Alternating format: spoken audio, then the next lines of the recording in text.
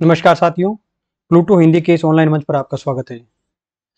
पिछली कक्षा में हमने जितनी भी हमारे पाठ्यक्रम में रचनाएं टेक्स्ट के रूप में सम्मिलित है उनके बारे में चर्चा कर ली थी। उनका कालक्रम, प्रकाशन वर्ष, रचनाकार उनके, ठीक है, किन पत्रिकाओं में उनका प्रकाशन हुआ, इन सब के बारे में एक व्यापक चर्चा हमने कर ली थी। आज जैसा कि हमने पहले बताया था कि हम कहानियों की जो यूनिट 7 है हमारे पाठ्यक्रम में, उसके बारे में चर्चा शुरू करेंगे और कहानियों का पाठ करेंगे यहाँ पर। और कहानियों का पाठ करने के बाद में पाठ के दौरान जो भी बीच बीच में चीज़ें आएंगी उन सब के बारे में एक व्यापक चर्चा करेंगे तथा देखेंगे कि कौन कौन से प्रश्न यहाँ से बनने की संभावना है।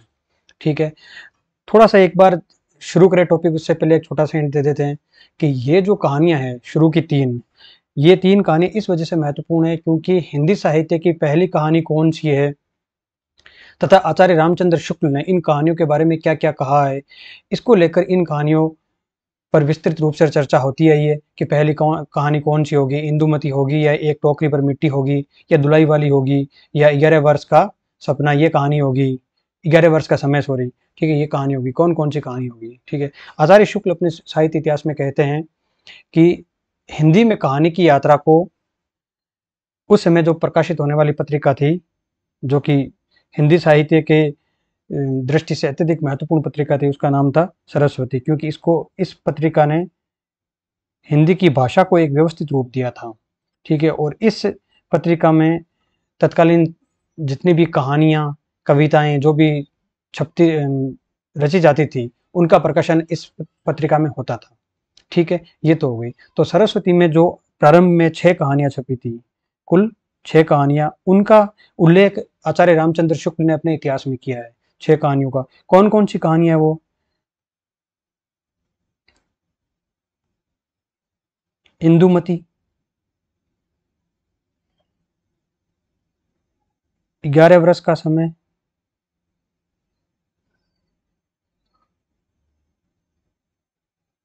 धुलाई वाली,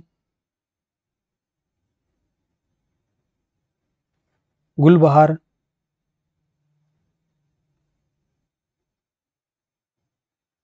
प्लेग की चुड़ैल,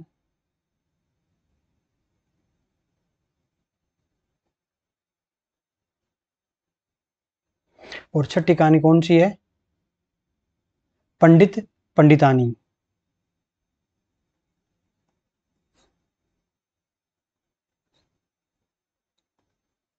ठीक है, जो 1 नंबर कहानी और जो 6 नंबर कहानी है, इसके लेखक है किशोरी लाल गोस्वामी।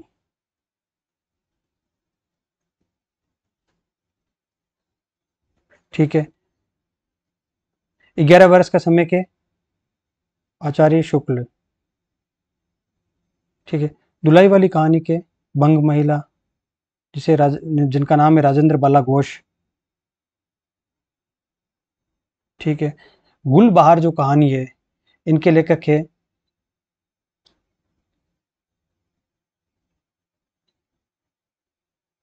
देखो, थोड़ी सी गलती यहाँ पर हो गई है, किसमें? पंडित पंडितानी कहानी नहीं, ये जो गुलबहार कहानी है, इनके गुलबहार और इंदुमती कहानी के लेखक जो हैं, गुलबहार और इंदुमती कहानी के कौन है? किशोरीलाल गोस्वामी। ठीक है, 11 वर्ष का समय हो गया, दुलाई वाली होगी, फिर है प्लेग की चुड़ैल और पंडित पंडितानी। पंडित पंडितानी के हैं लेखक गिरिजा दत्त, ठीक है, वाजपेयी। और प्लेग की चुड़ैल इसके हैं मास्टर भगवान दास।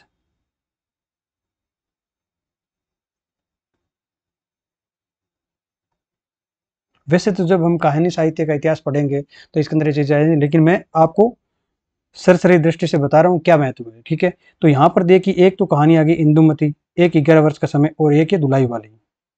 आचार्य शुक्ल ये कहते हैं कि भाव की मार्मिकता और भाव को देखते हुए, है ना, मार्मिकता और भावात्मकता को देखते हुए 3 ही कहानियां बचती है, बाकी कहानियां दौड़ से बाहर हो जाती। कौन कौन सी?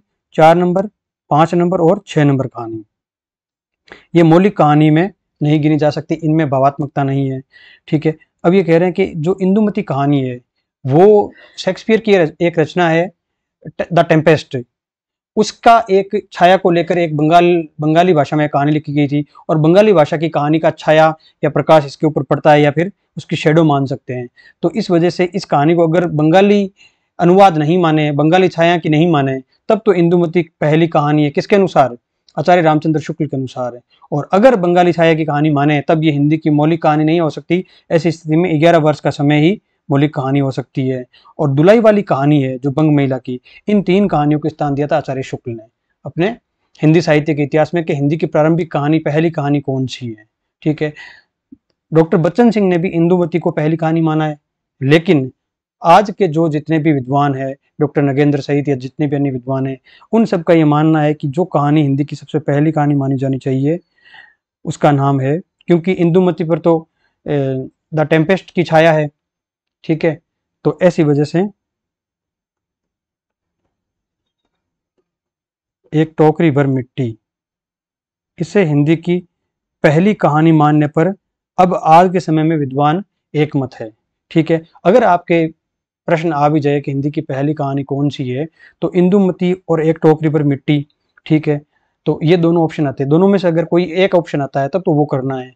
लेकिन अगर दोनों ऑप्शन आ जाए तो ऐसी स्थिति में एक टोकरी पर मिट्टी करना, आज तो मैं कहता हूँ, लेकिन फिर भी है ना, जितने भी पुराने प्रश्न हैं उनको देखेंगे, अगर किसी ने इंदुमती कहानी मान रखा है उन पुराने प्रश्नों में, तो हम इंदुमती मानेंगे। अभी आपको दोनों कहानियों को अपने दिमाग में रखना है कि या तो इंदुमती या एक टोकरी पर मिट्टी। हालांकि आम सहमति इसके ऊपर बन चुकी है, यूपीएससी भी ऐसे ही मानती है टोकरी पर मिट्टी को, लेकिन एनटीए किसको मानता है, ये पुराने प्रश्न देखेंगे तो कहीं ना कहीं ये प्रश्न आया हुआ मिल जाएगा। ठीक है, इस वजह से एक टोकरी पर मिट्टी कहानी का हमारे लिए महत्व है। ये सारी कहानी जितनी भी पीछे की चर्चा है मैंने इसी वजह से बताई थी। बाकी इसका यहाँ पर कोई लेना देना नहीं है, क्योंकि हम हिंदी साहित्य का इतिहास के अंदर जब कहानी साहित्य का इतिहास पढ़ेंगे तब इसके बारे में खुलकर चर्चा कर लेंगे। ठीक है, आगे बढ़ते हैं। अपनी जो देखिए, आप देखेंगे यहाँ पर जो सीरियल नंबर लगा रखे हैं कहानियों के, मैंने उसी हिसाब से लगा रखे हैं कि जो कहानी सबसे पहले प्रकाशित हुई थी उसको सबसे पहले रखना और लगातार कालक्रम में रखना। तो माधवराव सप्रे इसके लेखक रखें, और कहानी कौन सी है, एक टोकरी मिट्टी। वैसे एक टोकरी भर मिट्टी, एक टोकनी मिट्टी भी है इसका नाम कहीं कहीं। ठीक है, माधवराव सप्रे का जन्म कब हुआ था, हमने कल बात की थी 1871 ईस्वी में। एक टोकरी मिट्टी कहानी का प्रकाशन किसमें हुआ था, छत्तीसगढ़ मित्र पत्रिका में। कब हुआ था, 1901 ईस्वी में। ये तो होगी इसकी तथ्यात्मक जानकारी। ठीक है, छत्तीसगढ़ मित्र पत्रिका में प्रकाशित हुई, 1901 में प्रकाशित हुई। माधवराव सप्रे इसके लेखक हैं, और 1871 ईस्वी में माधवराव सप्रे का जन्म हुआ था। ठीक है, एक देखिए कहानी की, चलो विशेषता के बारे में बाद में कभी बात कर लेंगे, कहानियों की क्या क्या विशेषताएं होती है, कहानियां कितने प्रकार की होती है, इन सब के बारे में हम बाद में चर्चा कर लेंगे। अब हम कहानी का पाठ शुरू करते हैं, माधवराव सप्रे की जो कहानी है उसका पाठ शुरू करते हैं। ठीक है, किसी श्रीमान जमींदार के महल के पास एक गरीब अनाथ विधवा की झोंपड़ी थी। गरीब अनाथ विधवा की झोंपड़ी थी। जमींदार साहब को अपने महल का हाथा उस झोंपड़ी तक बढ़ाने की इच्छा हुई। विधवा से बहुतेरा कहा कि अपनी झोंपड़ी हटा ले, पर वह तो कई जमाने से वहीं बसी थी। उसका प्रिय पति और एकलौता पुत्र भी उसी झोंपड़ी में मर गया था। ठीक है, पतोहू भी एक 5 बरस की, कितने बरस की, 5 बरस की। ये जो तथ्य हैं आपको याद रखने हैं कहानियों के अंदर। ठीक है, 5 बरस की कन्या को छोड़कर चल बसी। अब यही उसकी पोती इस वृद्धाप काल में एकमात्र आधार थी। कौन है, पोती। तो दो पात्र यहाँ पर आ चुके, एक तो अनाथ विधवा, ठीक है, या वृद्धा बुढ़िया, और दूसरी इसकी पोती आ गई, एक आ गए जमींदार। यही इस पूरी कहानी के अंदर 3 ही पात्र हैं। ठीक है, एकमात्र आधार थी। जब कभी उसे अपनी पूर्व स्थिति की याद आती तो मारे दुख के फूट फूट कर रोने लगती, और जब से उसे अपने श्रीमान पड़ोसी की इच्छा का हाल सुना था तब से तो वह मृत प्राय हो गई थी।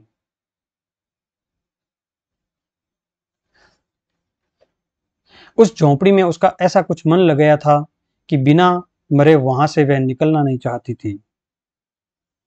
श्रीमान के सब प्रयत्न निष्फल हुए, तब वे अपनी जमींदारी चाल चलने लगे। बाल की खाल निकालने वाले वकीलों की थैली गर्म कर उन्होंने अदालत में उस झोंपड़ी पर अपना कब्जा कर लिया और विधवा को वहां से निकाल दिया। बेचारी अनाथ तो थी ही, पाड़ा पड़ोस में, पहाड़ पड़ोस में होना चाहिए, पता नहीं ऐसे कुछ हो सकता है इसमें मिस्टेक हो, पहाड़ पड़ोस में कहीं जाकर रहने लगी। एक दिन श्रीमान उस झोंपड़ी के आसपास टहल रहे थे और लोगों को काम बतला रहे थे कि इतने में वह विधवा हाथ में एक टोकरी लेकर वहां पहुंची। श्रीमान ने उसको देखते ही अपने नौकरों से कहा कि उसे यहाँ से हटा दो, पर वह गिड़गिड़ा कर बोली कि महाराज, अब तो झोंपड़ी तुम्हारी ही हो गई है, मैं उसे लेने नहीं आई हूँ। महाराज क्षमा करे तो एक विनती है। जमींदार साहब के सिर हिलाने पर उसने कहा, जब से यह झोंपड़ी छूटी है तब से पोती ने खाना पीना छोड़ दिया है। मैंने बहुत कुछ समझाया पर एक नहीं मानती, कहा करती है कि अपने घर चलकर वहीं रोटी खाऊंगी। अब मैंने सोचा कि उस झोंपड़ी में से एक टोकरी मिट्टी लेकर उसी का चूल्हा बनाकर रोटी पकाऊंगी। इससे भरोसा है कि वह रोटी खाने लगेगी। महाराज कृपा करके आज्ञा दीजिए तो इस टोकरी में मिट्टी ले आऊं। श्रीमान ने आज्ञा दे दी। विधवा झोंपड़ी के भीतर गई। वहां जाते ही उसे पुरानी बातों का स्मरण हुआ और आंखों से आंसू की धारा बहने लगी। अपने आंतरिक दुख को किसी तरह संभाल कर उसने अपनी टोकरी मिट्टी से भर ली और हाथ से उठाकर बाहर ले आई। फिर हाथ जोड़कर श्रीमान से प्रार्थना करने लगी कि महाराज कृपा करके इस टोकरी को जरा हाथ लगाएं, जिससे कि मैं उसे अपने सिर पर धर लूं। जमींदार साहब पहले तो बहुत नाराज हुए, पर जब वे बार बार हाथ जोड़ने लगी और पैरों पर गिरने लगी तो उनके मन में भी कुछ दया आ गई। किसी नौकर से न कहकर आप ही स्वयं टोकरी उठाने को आगे बढ़े। जो ही टोकरी को हाथ लगाकर ऊपर उठाने लगे, त्यों ही देखा कि यह काम उनकी शक्ति से बाहर है।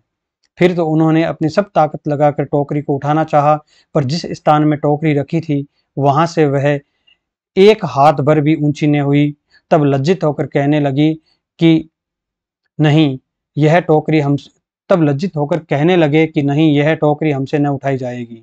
यह सुनकर विधवा ने कहा, महाराज नाराज न हो, आपसे तो एक टोकरी भर मिट्टी उठाई नहीं जाती और इस झोंपड़ी में तो हजारों टोकरियां मिट्टी पड़ी है। उसका भार आप जन्म भर क्यों कर उठा सकेंगे? आप ही इस बात का विचार कीजिए। जमींदार साहब धन मद से गर्वित हो अपना कर्तव्य भूल गए थे, पर विधवा के उपरोक्त वचन सुनते ही उनकी आंखें खुल गई। कृत कर्म का पश्चाताप कर उन्होंने विधवा से क्षमा मांगी और उसकी झोंपड़ी वापस दे दी। ठीक है। अब देखिए, अगर हम बात करें, जब भी हम किसी कहानी की चर्चा करते हैं तो दो तीन चीजें होती है। एक तो बात करते हैं उसकी केंद्रीय संवेदना के बारे में, ठीक है। दूसरा बात करते हैं उसके शिल्प के बारे में। शिल्प में होता है भाषा, ठीक है। मुख्य रूप से भाषा का प्रयोग होता है कि शिल्प के अंदर भाषा देखते हैं कहानी की कैसी है तथा कहानी की बनावट कैसी है, ठीक है। और उसकी जो कथानक वगैरह होता है उसकी बनावट कैसी है, कहानी की चरित्र योजना कैसी है, ठीक है। इनकी बात करते हैं, ठीक है।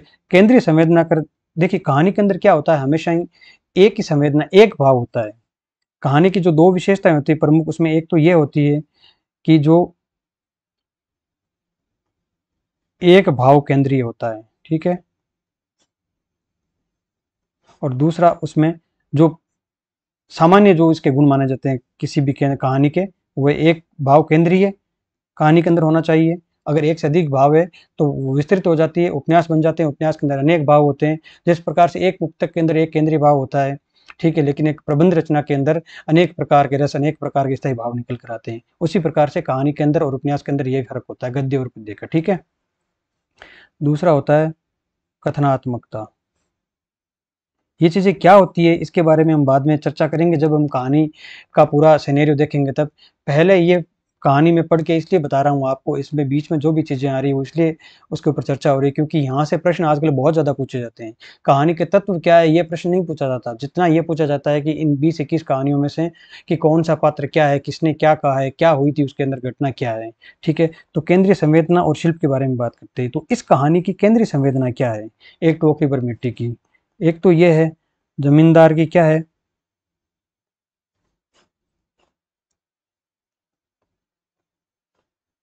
स्वार्थ लिप्सा और अहंकार, और उस बुढ़िया की क्या है, असहायता, ठीक है। फिर अंत कैसे होता है इसका, हृदय परिवर्तन के साथ में। कभी सोचा आपने कि जो प्रारंभिक कहानियां हिंदी साहित्य की, चाहे प्रेमचंद की हो चाहे कोई अन्य कहानियां हो, इनका अंत लगभग हृदय परिवर्तन की स्थिति में आदर्शवादी क्यों होता है? देखिए, एक ऐसा समाज जहाँ पर कोई व्यवस्था नहीं है, अंग्रेजी राज के अंदर किसका राज है, किस प्रकार से राज चलाया जा रहा है, कौन किसके प्रति, जैसे जैसे बोलते हैं अकाउंटेबिलिटी, उत्तरदायित्व, वैसा कुछ निश्चित नहीं था। भारत का शोषण करने के लिए, आर्थिक राजनीतिक शोषण करने के लिए अंग्रेज यहाँ पर आए थे। तो समाज की व्यवस्था को लेकर उन्होंने कोई विशेष बदलाव नहीं किया, और विशेष 1857 के पहले तो उन्होंने कुछ प्रयास किए भी थे, लेकिन 1857 की क्रांति के बाद में उन्होंने समाज के अंदर किसी भी प्रकार के बदलाव को लाने की जो भी कोशिश थी, प्रयास थे, वो सब बंद कर दिए, लगभग बंद कर दिए। ठीक है, तो एक ऐसे समाज जो शोषण मूलक हो, ठीक है, उसमें अगर कोई एक सहृदय व्यक्ति है, कहानी कह रहा है, मतलब कोई कवि टाइप का, भावुक टाइप का व्यक्ति है, तो वो क्या कर सकता है, वो इस प्रकार से क्रांति तो लेके नहीं आ सकता, और मार्क्सवाद का जो असर है वो भी भारत के अंदर तब तक आया नहीं था। तो क्या एक विकल्प बचता है उसके पास में? एक ऐसे समाज में जहां पर प्रशासन, शासन व्यवस्था गरीबों के या जो दबे कुचले लोग हैं उनके पक्ष में नहीं है, तो क्या हो सकता है? सिर्फ और सिर्फ दया ही एकमात्र तरीका हो सकता है जिसके माध्यम से कुछ जो दबे कुचले लोग हैं उनका कुछ भला हो सकता है। ठीक है, इसी वजह से जो जितने भी हिंदी साहित्य के अंदर जितना भी प्रारंभिक साहित्य है आधुनिक काल के अंदर, वो हृदय परिवर्तन के अंदर, हृदय परिवर्तन की बात पर अत्यधिक भरोसा करते हुए उसी को आधार बनाते हैं, अंत में अपनी कहानी या उपन्यास का अंत करते हैं। ठीक है, तो ये तो इसकी होगी चीजें कि मूल संवेदना वगैरह क्या है इसके अंदर, पात्र क्या है इसके अंदर। एक टोकरी मिट्टी कहानी के अंदर पात्र कौन कौन से हैं? 3 पात्र हैं। एक तो वृद्ध विधवा, दूसरा उसकी पोती, कितने साल की? 5 वर्ष की, और तीसरा है जमींदार साहब। ठीक है, और एक प्रश्न ये भी है, जमींदार साहब वो टोकरी क्यों नहीं उठा सके? क्योंकि उस टोकरी के अंदर ये मान सकते हैं कि जो विधवा औरत थी, उसके पूरे परिवार का और उसके जो भाव हैं, उसका इतना ज़्यादा भार था, इतना ज़्यादा प्रभाव था कि ज़मींदार साहब उस भाव के आगे, और उस जो उसकी असहायता है, ठीक है, उसके ऊपर उनको दया आ गई, और दया भाव उनके अंदर इतना ज़्यादा हावी हो गया कि वो उस टोकरी को उठा नहीं सके, अर्थात उस विधवा औरत को वहाँ से बाहर नहीं निकाल सके, उसकी जगह का कब्जा नहीं कर सके। ठीक है, इस वजह से टोकरी नहीं उठा सके। ये होगी अपनी पहली कहानी। इसके सिवाय मुझे नहीं लगता इस कहानी में कुछ आएगा। ये आ सकता है कि पहली कहानी कौन सी है, कब प्रकाशित हुई, किसमें प्रकाशित हुई, ठीक है, ये बात पूछ सकते हैं। अब दूसरी कहानी पढ़ते हैं।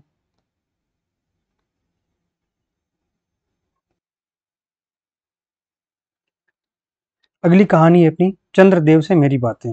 ठीक है, लेखिका कौन है? बंग महिला, इनको जानते हैं बंग महिला के नाम से। ठीक है, और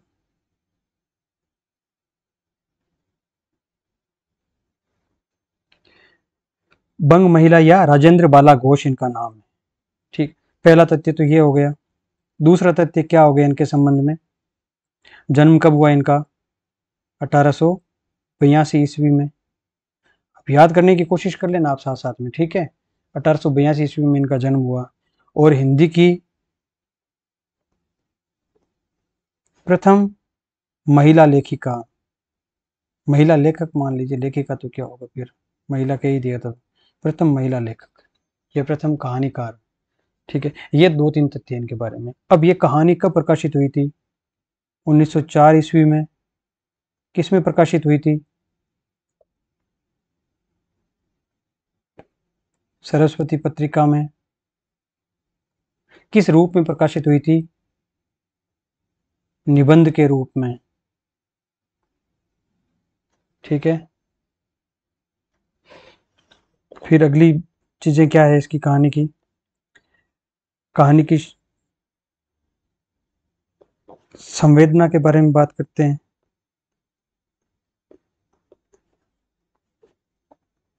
संवेदना क्या है? जो भारत का आर्थिक शोषण हो रहा था अंग्रेजी काल के अंदर, उसको उजागर करने का प्रयास किया गया है। ठीक है, लॉर्ड कर्जन की जो भारत विरोधी नीतियां थी, उनका उन्हें उजागर करने का प्रयास किया जा रहा है। ठीक है, देख लेते हैं। ब्रिटिश कालीन भारत के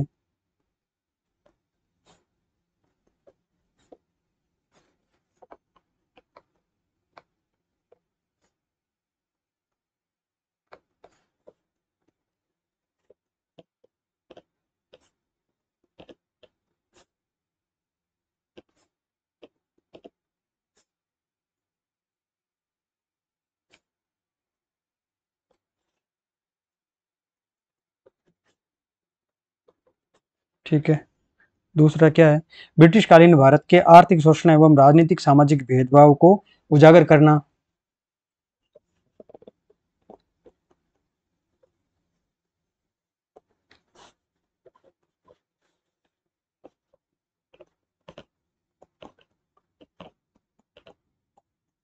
पदोन्नति एवं स्थानांतरण में क्या करना है?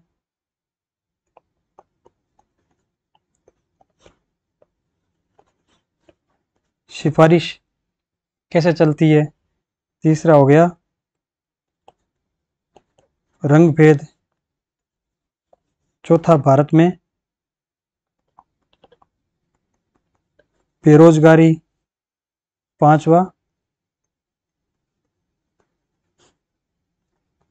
महिलाओं की दुखद स्थिति के बारे में।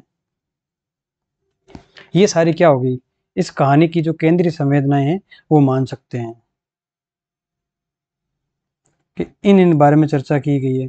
लेकिन चर्चा की कैसे है? शिल्प पक्ष की बात करें, पात्र कौन है इसके अंदर? दो ही पात्र हैं, एक तो लेखिका स्वयं और दूसरे कौन है? चंद्रदेव। लेकिन असूचित पात्र भी हैं इसके अंदर कुछ। असूचित पात्र कौन है? Lord Curzon. ठीक है। अब इसकी शिल्प की अन्य बात करते हैं कि शैली कैसी है।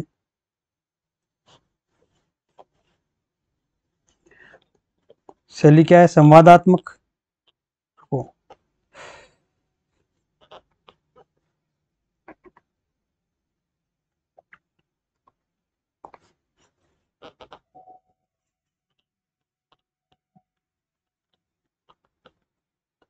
शैली है पत्रात्मक।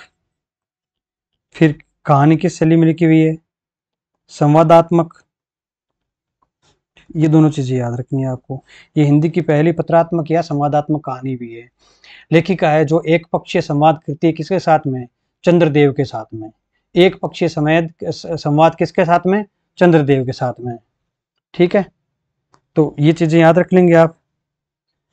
पात्र देख लिया हमने, शैली देख ली, और क्या क्या हो सकता है इस कहानी के अंदर वो भी देख लेते हैं। और बाकी तो वैसे कुछ है नहीं, हो गया इसके अंदर। ये जो तथ्य हैं याद रख लेना। सरस्वती पत्रिका में निबंध के रूप में प्रकाशित हुई थी 1882 में। इनका जन्म हुआ राजेंद्र बाला घोष का, और प्रथम महिला लेखिका हिंदी की। ठीक है, अब पढ़ते हैं कहानी को।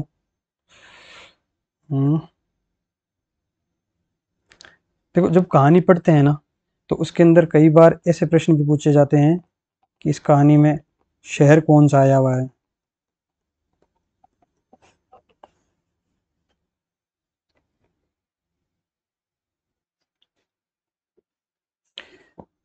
जितने भी शहर आए हुए हैं कहानी के अंदर उनको याद करना चाहिए। कई बार पूछा जाता है कि इस कहानी के अंदर किस शहर का उल्लेख नहीं हुआ है। ठीक है, शहर कौन सा है? जैसे ये चंद्रदेव से मेरी बातें जो कहानी है, इस कहानी के अंदर अनेक अंग्रेजी शब्दों का इस्तेमाल हुआ है। ठीक है, तो कौन कौन से अंग्रेजी शब्द है उनका भी याद रखना है। पात्र कौन कौन से हैं वो तो है ही, और केंद्रीय संवेदना क्या है उसके बारे में हमने बात करी दी है। ठीक है, तो अब पढ़ना शुरू करते हैं कहानी को। भगवान चंद्रदेव, आपके कमलवत कोमल चरणों में इस दासी का अनेक बार प्रणाम। देख रहे ना, संवाद हो रहा है। ठीक है, अनेक बार प्रणाम। हाँ, एक चीज और देखनी है इसके अंदर, ये जो कहानी है, ठीक है तो निबंध, लेकिन बाद में क्या अनेक पत्रिकाओं के अंदर कहानी के रूप में प्रकाशित हुई, तो ये कहानी के रूप में स्थापित हो गई। इसे हिंदी साहित्य की पहली राजनीतिक कहानी भी कह सकते हैं। पहली राजनीतिक कहानी।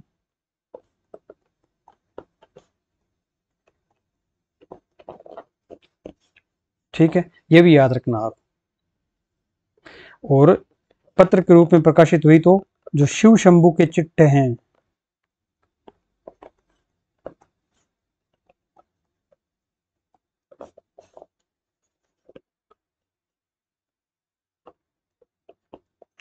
उससे भी ये प्रभावित है। ये शिव शंभू के चिट्ठे भी 1904 से 1907 के बीच में लॉर्ड कर्जन को लिखे गए थे, जो उन्होंने बंगाल विभाजन किया था उसके विरोध के रूप में। ठीक है, तो उससे प्रभावित है। कहानी पढ़ते हैं। भगवान चंद्रदेव, आपके कमलवत कोमल चरणों में इस दासी का अनेक बार प्रणाम। आज मैं आपसे दो चार बातें करने की इच्छा रखती हूँ। देखो, सुनी अनसुनी सी मत कर जाना, अपने बड़प्पन की ओर ध्यान देना। अच्छा, कहती हूँ सुनो। मैं सुनती हूँ आप इस आकाश मंडल में चिरकाल से वास करते हैं। क्या यह बात सत्य है? यदि सत्य है तो मैं अनुमान करती हूँ कि इस सृष्टि के साथ ही साथ अवश्य आपकी भी सृष्टि हुई होगी। तब तो आप ढेर दिन के पुराने बूढ़े कहे जा सकते हैं। यह क्यों? क्या आपका डिपार्टमेंट में ट्रांसफर या बदली होने का नियम नहीं है? क्या आपकी गवर्नमेंट पेंशन भी नहीं देती? बड़े खेद की बात है। यदि आप हमारी न्यायशील गवर्नमेंट के किसी विभाग में सर्विस करते होते। ये क्या करें न्यायशील गवर्नमेंट की? ये व्यंग्य है, पूरी जो कहानी है राजनीतिक व्यंग्य है। ठीक है, न्यायशील गवर्नमेंट के किसी विभाग में सर्विस करते होते तो अब तक आपकी बहुत कुछ पदोन्नति हो गई होती, और ऐसी पोस्ट पर रहकर भारत के कितने ही सुरम्य नगर, पर्वत, जंगल और झाड़ियों में भ्रमण करते हैं। ठीक है, इस चीज को याद कर लेना आप। सुरम्य नगर, पर्वत, जंगल और झाड़ियों में भ्रमण करते हैं। अंत में इस वृद्ध अवस्था में पेंशन प्राप्त कर काशी जैसे, ये शहर आ गया पहला, काशी। मैं नोट करवा रहा हूं ताकि यहीं आपको याद हो जाए। अगली बार देखो तो आपको सिर्फ क्या है, ये जो चिन्ह लगा रखे हैं उन्हीं के ऊपर नजर डालने की जरूरत हो, क्योंकि कहानी तो आपको याद हो जाएगी, ये इस कहानी के अंदर है, लेकिन तथ्यात्मक चीजें याद इसी तरीके से होगी। पेंशन प्राप्त कर काशी जैसे पुनीत और शांति धाम में बैठकर हरि नाम स्मरण करने करके अपना प्रलोक बनाते हैं। यह हमारी बड़ी भारी भूल हुई। भगवान चंद्रदेव, क्षमा कीजिए, आप तो अमर हैं, आपको मृत्यु कहाँ, तब परलोक बनाना कैसा? ओहो, देवता भी अपनी जाति के कैसे पक्षपाती होते हैं। देखो न, चंद्रदेव को अमृत देकर उन्होंने अमर कर दिया। तब यदि मनुष्य होकर अंग्रेज अपने जाति वालों का पक्षपात करे तो आश्चर्य ही क्या। ठीक है, ये भी क्या है कि व्यंग्य है, पक्षपात का आरोप लगा रही है लेखिका अंग्रेजों के ऊपर कि वो जो अपने हम वतन है या फिर अपने रंग के जो लोग हैं, यूरोप के जो लोग हैं, उनको नौकरियों के अंदर और हर जगह क्या देती है, प्राथमिकता देती है सरकार। अच्छा, यदि आपको अंग्रेज जाति की सेवा करना स्वीकार हो तो एक एप्लीकेशन हमारे आधुनिक भारत प्रभु किसे कहा गया है, यह भी तथ्य याद कर लेना, लॉर्ड कर्जन को। ठीक है, लॉर्ड कर्जन को के पास भेजते हुए आशा है कि आपको आदरपूर्वक अवश्य आह्वान करेंगे, क्योंकि आप अदम भारतवासियों के भांति कृष्णांग अर्थात काले अंग के कृष्णांग तो है नहीं, जो आपकी अच्छी नौकरी देने में उनकी गौरांग जाति कुपित हो जाएगी। ठीक है, गौरांग समझ गए होंगे आप। और फिर आप तो एक सुयोग्य, कार्य दक्ष, परिश्रमी, बहुदर्शी, कार्यकुशल और सरल स्वभाव महात्मा है। मैं विश्वास करती हूँ कि जब लॉर्ड कर्जन हमारे भारत के स्थायी भाग्य विधाता बनकर आएंगे, तब आपको किसी कमीशन का मेंबर नहीं तो किसी मिशन में भर्ती करके वे अवश्य ही भेज देंगे, क्योंकि उनको कमीशन और मिशन दोनों ही अत्यंत प्रिय हैं। ये जो पूरी जो लॉर्ड कर्जन की जो नीति थी, अगर आप इतिहास के अंदर देखेंगे तो कमीशन और मिशन की नीति के कारण इनकी अत्यधिक आलोचना होती थी। ठीक है, ये समकालीन चीजों को उठाते हुए कहानी लिखी गई है। आपके चंद्रलोक में जो रीति और नीति सृष्टि के आदि काल में प्रचलित थे, वे ही सब अब भी हैं, पर यहाँ तो इतना परिवर्तन हो गया है कि भूत और वर्तमान में आकाश पाताल का अंतर हो गया है। मैं अनुमान करती हूँ कि आपके नेत्रों की ज्योति भी कुछ अवश्य ही मंद पड़ गई होगी, क्योंकि आधुनिक भारत संतान लड़कपन से ही चश्मा धारण करने लगी है। इस कारण आप हमारे दीनहीन क्षीण प्रभ भारत को उतनी दूर से भली भांति ने देख सकते होंगे। अतएव आपसे सादर कहती हूँ कि एक बार कृपा कर भारत को देख तो जाइए। यद्यपि इस बात को जानती हूँ कि आपको इतना अवकाश कहाँ है, पर 8वें दिन नहीं तो महीने में एक दिन अर्थात अमावस्या को ठीक है, अमावस्या को, तो आपको हॉलीडे अवश्य ही रहती है। ये अंग्रेजी शब्द भी आपको याद रखने हैं। नेट पाठ्यक्रम में आजकल ऐसा सिस्टम हो गया है, कुछ भी पूछा जा सकता है। ये भी पूछा जा सकता है कौन कौन से शब्द जो अंग्रेजी भाषा के नहीं प्रयुक्त हुए हैं। हालांकि थोड़ा ज़्यादा डीप हो जाएगा, लेकिन फिर भी आप अगर याद हो जाए तो याद कर लीजिए, क्योंकि जितने भी अंग्रेजी शब्द आए हुए हैं वो व्यंग्य के रूप में आए हैं, तो इनको याद करना आसान है। यदि आप उस दिन चाहें तो भारत भ्रमण कर जा सकते हैं।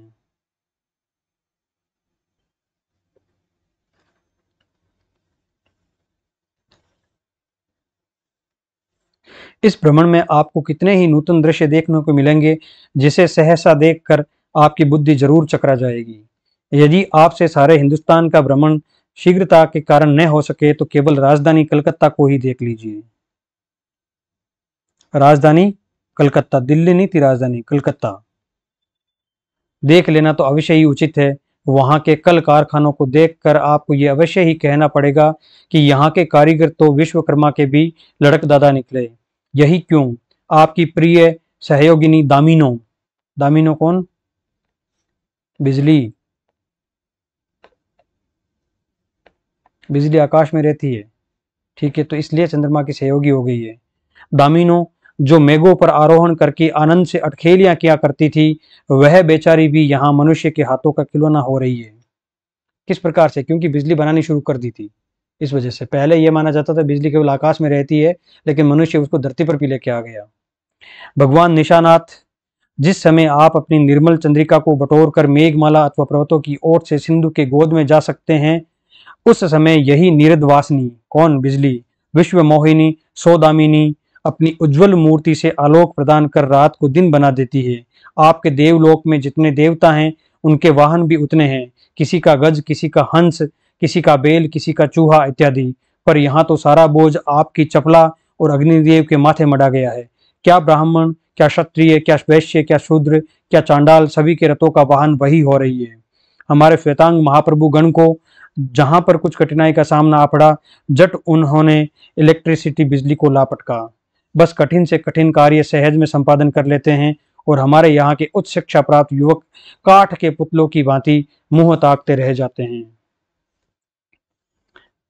देखिए, जब जब तकनीकी परिवर्तन होता है, तब तब हमेशा उस तकनीकी का विरोध होता है कि ये तकनीक जो मनुष्य से लेबर करवाई जाती थी, श्रम करवाया जाता, उसका स्थान ले लेगी और मनुष्य बेरोजगार हो जाएगा। बिजली जब आई थी भारत के अंदर, उस समय भी इस प्रकार की बातें की जा रही है कि यहाँ के उच्च शिक्षा प्राप्त युवक काठ के पुतले की भांति मुंह ताकते रह जाएंगे, क्योंकि बिजली उनके जो काम है, उनकी श्रम है, उसकी जगह ले रही है।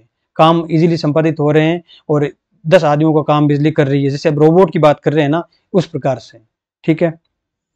हमारे यहाँ के उच्च शिक्षा प्राप्त युवक काठ के पुतलों की भांति मुंह ताकते रह जाते हैं। जिस व्योमवासिनी विद्युत देवी को स्पर्श तक करने का किसी व्यक्ति का साहस नहीं हो सकता, वही आज पराये घर में आश्रिता नारियों की भांति। अब देखिए यहाँ पर क्या किया इन्होंने, बिजली के माध्यम से बिजली का रूपक स्थापित करके उसका उदाहरण देकर, और जो उस समय की महिलाओं की, आश्रित महिलाओं की जो स्थितियां थी उसके बारे में कटाक्ष करती है। वही आज पराये घर में आश्रिता नारियों की भांति ऐसे दबाव में पड़ी है कि वह चूं तक नहीं कर सकती। क्या करे, बेचारी के भाग्य में विधाता ने दासी वृत्ति ही लिखा है। हरिपदोद्भवा त्रैलोक्य पावनी सुरसरी के, सुरसरी समझ गए आप, के भी खोटे दिन आए हैं। वह भी अब स्थान स्थान में बंधनग्रस्त हो रही है। उसके वक्ष स्थल पर जहां तहां मोटे वृहदाकार खंभ गाड़ दिए गए हैं। सुरसरी तो गंगा नदी को कहते हैं। और खंभे वगैरह क्यों गाड़े जा रहे हैं? ताकि बांध बनाया जा सके। कलकत्ता आदि को देखकर आपके देवराज सुरेंद्र भी कहेंगे कि हमारी अमरावती तो इसके आगे नीरी फीकी जान पड़ती है। वहां ईडन गार्डन तो पारिजात परिशोभित नंदन कानन को भी मात दे रहा है। वहां के विश्वविद्यालय के विश्व श्रेष्ठ पंडितों की विश्वव्यापिनी विद्या को देखकर वीणा पाणी सरस्वती भी कहने लग जाएगी कि निसंदेह इन विद्या दिग्गजों की विद्या चमत्कारिणी है। वहीं के फोर्ट विलियम के फौजी सामान को देखकर आपके देव सेनापति कार्तिकेय बाबू के भी छक्के छूट जाएंगे। देव सेनापति किसको दिखाया है? कार्तिकेय बाबू को। विद्या की देवी कौन हो गई? सरस्वती, ठीक है। छक्के छूट जाएंगे क्योंकि देव सेनापति महाशय देखने में खास बंगाली बाबू से जचते हैं, और उनका वाहन भी एक सुंदर मयूर है। बस इससे उनके वीरत्व का परिचय खूब मिलता है। वहां के मिंट अर्थात टकसाल को देखकर सिंधु तनिया आपकी प्रिय सहोदरा कमला देवी तथा कुबेर भी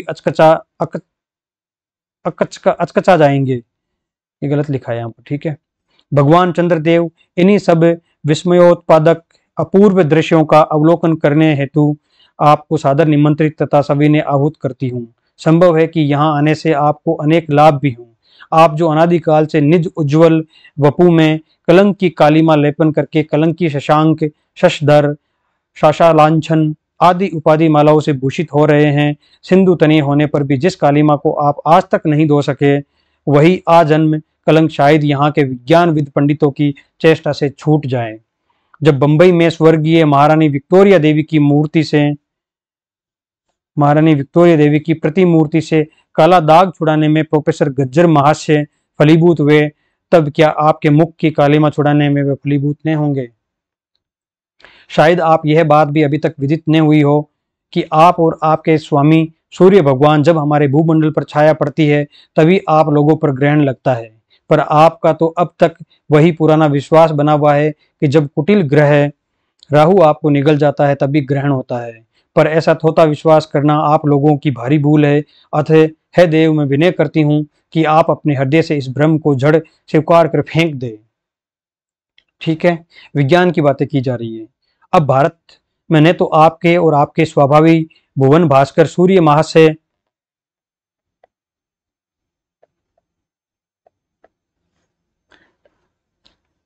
महाशय के वंशधरों का साम्राज्य है और ने अब भारत की वह सस्य श्यामला स्वर्ण प्रसूता मूर्ति ही है। अब तो आप लोगों के अज्ञात एक अन्य द्वीपवासी परम शक्तिमान गौरांग महाप्रभु इस सुविशाल भारतवर्ष का राज्य वैभव भोग रहे हैं।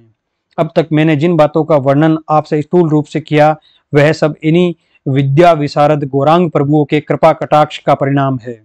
यूं तो यहाँ प्रतिवर्ष पदवीदान के समय कितने ही राज्य विहीन राजाओं की सृष्टि हुआ करती है, ये भी राजनीतिक व्यंग्य है। पर आपके वंशधारों में जो दो चार राजा महाराजा नाम मात्र के भी हैं, वे काठ के पुतलों की भांति है। जैसे उन्हें उनके रक्षक नचाते हैं, वैसे ही वे नाचते हैं। वे इतनी भी जानकारी नहीं रखते कि उनके राज्य में क्या हो रहा है, उनकी प्रजा दुखी है या सुखी। यदि आप कभी भारत भ्रमण करने को आए तो अपने फैमिली डॉक्टर धन्वंतरी महाशय को भी, देवताओं के चीफ जस्टिस चित्रगुप्त जी को भी साथ अवश्य लेते आए। आशा है कि धन्वंतरी महाशय यहाँ के डॉक्टरों के सन्निकट चिकित्सा संबंधी बहुत कुछ शिक्षा का लाभ कर सकेंगे। यदि प्लेग महाराज ईश्वर ने करे आपके चंद्रलोक या देवलोक में घुस पड़े तो वहां से उनको निकालना कुछ सहज बात नहीं होगी। यहीं जब चिकित्सा शास्त्र के बड़े बड़े पारदर्शी उन पर विजय नहीं पा सकते, तब वहां आपके देवलोक में जड़ी बूटियों के प्रयोग से क्या होगा। यहाँ के इंडियन पिनल कोड की धाराओं को देखकर चित्रगुप्त जी महाराज अपने यहाँ की दंड विधि को बहुत कुछ सुधार सकते हैं। यदि बोझ न हो तो यहाँ से वे 2-4 टाइपराइटर भी खरीद ले जाएं। जब प्लेग महाराज के अपार अनुग्रह से उनके ऑफिस में कार्य की अधिकता होए, तब उससे उनकी राइटर्स बिल्डिंग के राइटर्स के काम में बहुत ही सुविधा और सहायता पहुंचेगी। वे लोग 2 दिन का काम 2 घंटे में कर डालेंगे। अच्छा, अब मैं आपसे विदा लेती हूँ। मैंने तो आपसे इतनी बातें कही, पर खेद है आपने उसके अनुकूल या प्रतिकूल एक बात का भी उत्तर नहीं दिया। परंतु आपके इस मौनावलंबन को मैं स्वीकार का सूचक समझती हूँ। अच्छा, तो मेरी प्रार्थना को कबूल करके एक दफ़ा यहाँ जरूर आइएगा। ठीक है, इस पूरे जो वाकयात है इसके अंदर एक चीज़ ये भी हो रही है कि जो परिवर्तन आ चुके हैं अंग्रेजी राज के कारण भारत में, कलकत्ता में विशेष रूप से, ठीक है, क्योंकि ये कलकत्ता का ही उल्लेख है अधिकतर। कलकत्ता में क्या क्या परिवर्तन आ चुके हैं अंग्रेजी राज के कारण, समाज के अंदर, राजनीति के अंदर, ठीक है, विज्ञान, चिकित्सा, तकनीक, अभियांत्रिकी, इन सब में क्या क्या परिवर्तन आए हैं, शासन प्रणालियों में क्या परिवर्तन आए हैं, ठीक है, सब कुछ जितने भी परिवर्तन आ गए हैं वो इस प्रकार से कहना चाहती है कि अंग्रेजी राज के कारण अनेक परिवर्तन हुए हैं। कुछ परिवर्तन इसमें से अच्छे भी हैं, कुछ बुरे भी हैं, जो स्वीकार्य भी नहीं है। ठीक है, बिजली का जैसा परिवर्तन है, अच्छा है आज अगर हम कहें, ठीक है, मनुष्य का इतिहास ही इतना ज़्यादा अगर विकसित नहीं होता, अगर विद्युत नहीं होती तो हम पढ़ा ही नहीं पाते, विद्युत नहीं होती, जैसे आज ऑनलाइन पढ़ा रहे हैं। ठीक है, तो ये सारी चीजें हैं। उस समय की जनता या उस समय के लेखक उसको किस प्रकार से देखते थे, किस रूप में देखते थे, उसके बारे में बात की गई है। चंद्रदेव के माध्यम से वो ये कहना चाह रही है कि आप तो वहां चले गए, आपको पता नहीं है कि इस देश के अंदर कितना परिवर्तन आ चुका है, यहाँ सब कुछ बदल चुका है, आप आके देख के तो जाइए कितना बदल चुका है। ये कहने के बहाने कुछ बातों के ऊपर उन्होंने व्यंग्य किया है, लेकिन आज के समय में अगर उनको पढ़ते हैं तो ये लगता है कि जैसे कहीं ना कहीं प्रशंसा कर रही है अंग्रेजी राज की। ठीक है, लेकिन है ये व्यंग्य उसके ऊपर कि अंग्रेजी राज की वजह से हम किस किस स्थिति में आ गए हैं। ठीक है, तो ये दूसरी कहानी पूरी हो गई, दूसरी कहानी कही है या इसको राजनीतिक निबंध कही है, लेकिन ये पूरा हो गया। अब अगला पढ़ते हैं तीसरा।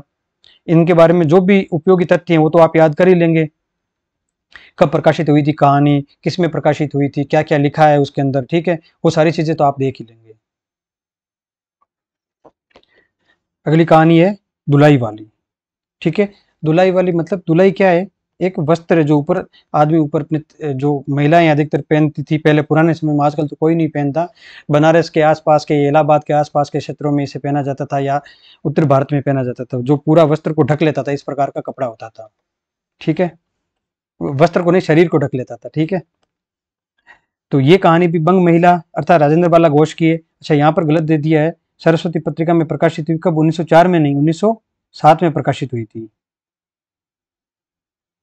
देखिए, डॉक्टर बच्चन सिंह कहते हैं कि ये जो कहानी है दुलाई वाली, उनके अनुसार ये 1903 में प्रकाशित हुई थी। ठीक है, और आचार्य शुक्ल कहते हैं 1907 में प्रकाशित हुई थी।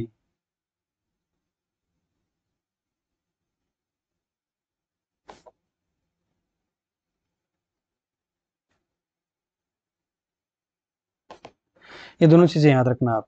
बच्चन सिंह कहते हैं 1903 में प्रकाशित हुई थी सबसे पहले, और आचार्य शुक्ल कहते हैं 1907 में। दोनों ये मानते हैं कि सरस्वती पत्रिका में सबसे पहले प्रकाशित हुई थी।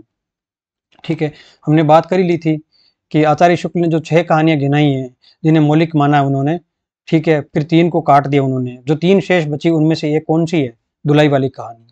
दुलाई वाली कहानी की लेखिका देख ली अपने, चंद्रबाला घोष। इनका जन्म कब हुआ, फिर से वही बात, 1882 में। मैं बार बार इसलिए बता रहा हूँ ताकि आपको ये चीज दिमाग में बैठ जाए।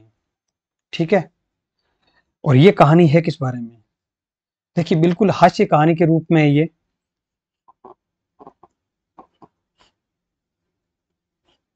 लेकिन इसमें भावात्मकता है, मार्मिकता है। ठीक है, कुछ ऐसे इंसिडेंट भी होते हैं जिससे कहानी में क्या होता है, इस प्रकार से शुरू हो रही कहानी की जो शुरुआत है वो इतनी रोचक है कि अंत भले ही उसका एक ऐसे बहुत ही मतलब हल्का सा होता है। ठीक है, लेकिन जो कहानी की रोचकता है ना, बहुत जबरदस्त है इसके अंदर। जो शुरू होती है कि किस प्रकार से वो एक आदमी का उल्लेख करते हैं, कहाँ से क्या आ रहा है, किस प्रकार से एक माहौल बनाती है पूरी, फिर भाग के जाते हैं, फिर एक वो ट्रेन के अंदर एक दुलाई जो महिला बैठी रहती है पास में, उसका पति उसको छोड़ के चला जाता है। ये जो सारी बातें हैं ये इतने रोचक तरीके से होती है कि आपको मजा आएगा पढ़ के।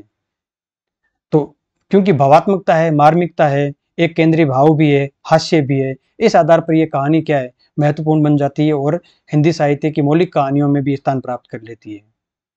ठीक है, लेकिन कई बार बहाने से इस कहानी के अंदर स्वदेशी के प्रश्न को भी उठाया गया है।